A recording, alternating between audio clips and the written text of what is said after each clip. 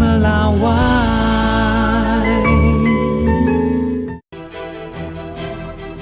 Awal pekan ini Sekjen DPR mengecek rumah dinas anggota Dewan di Kalibata, Jakarta Selatan yang dianggap sudah tak layak.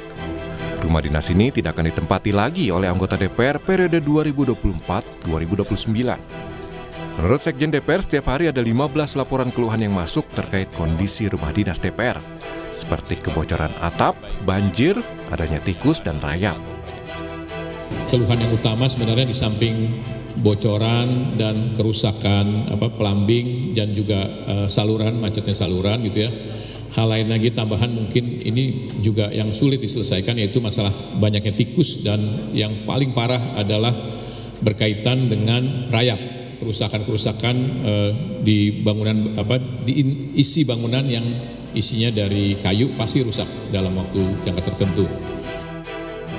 Meski pihak Sekjen DPR belum menetapkan besaran tunjangan perumahan, namun diperkirakan setiap anggota DPR akan menerima tunjangan 30 hingga 50 juta rupiah setiap bulannya.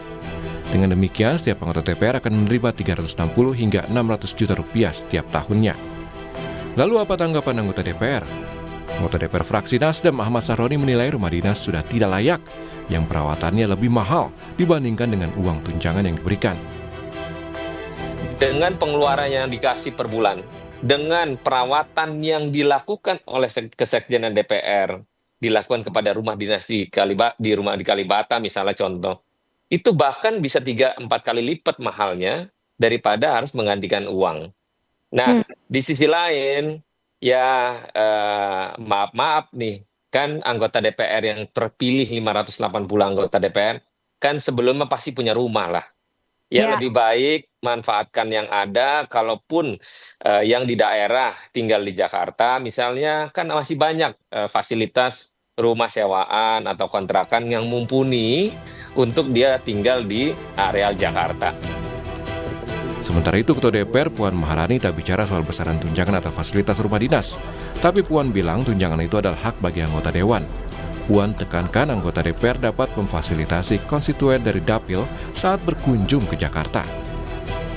Sebagai anggota kan, setiap anggota itu kan mempunyai juga hak dan kewajiban untuk bisa kemudian nantinya memfasilitasi jika kemudian ada konstituen atau kemudian ada orang dari Dapil datang dan lain-lain sebagainya. Tidak adanya fasilitas rumah dinas diketahui melalui surat Sekjen DPR perihal penyerahan kembali rumah jabatan anggota. Surat ditandatangani 25 September 2024. Tim Liputan, Kompas TV.